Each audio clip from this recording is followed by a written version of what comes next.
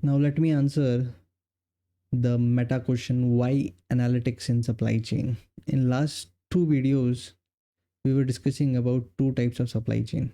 If you remember, we discussed about efficient supply chain, and we also discussed about responsive supply chain. In efficient supply chain we had example of Ford Motors, and in responsive supply chain we had example of Dell, right? Now this was, if you remember, this was more efficient supply chain, was more cost centric, to have less cost as much as possible, and this was more response centric or responsive or flexible in terms of customer needs. Now here in this case, you have a supply chain which gives you a less cost, but again you lose upon being flexible and responsive and adaptable. Here in the responsive supply chain, you respond to your customer faster, but it incurs a high cost. The cost is higher, and again you lose upon the margin. And suppose I ask you the question, what type of supply chain you would like to have, an efficient supply chain or a responsive supply chain? Now any person would like to have a supply chain which has the benefit of both, which is responsive and efficient as well. Now here is the answer to the question, why analytics into supply chain. So this gap would be filled by the analytics. Now, analytics, with the help of analytics, with the real-time data,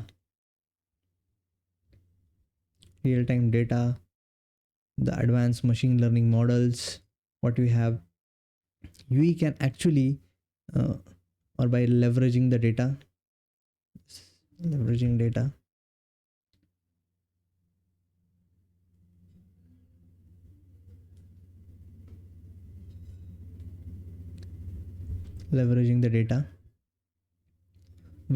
with analytics. So with analytics, this is possible. You can take the benefit of being a responsive supply chain and efficient supply chain. You can use your analytics to optimize. You can identify where are the losses happening with preventive maintenance, risk management, and you can actually reduce your cost. And at the same time, with analytics, you can anticipate the demand patterns and have a better forecasting of customer demand, and you can have better inventory, which will again help you to reduce cost and respond to your customer in a better way and have a better case flow. So that's why we need analytics in supply chain, so that your supply chain is efficient at the same time responsive.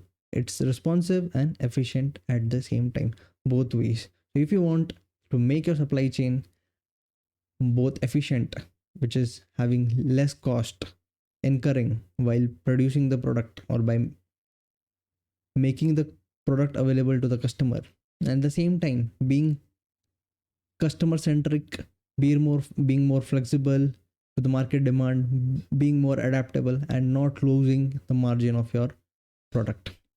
So this is only possible by taking or by leveraging the analytics and the data. As we have discussed before also, the data is the new fuel.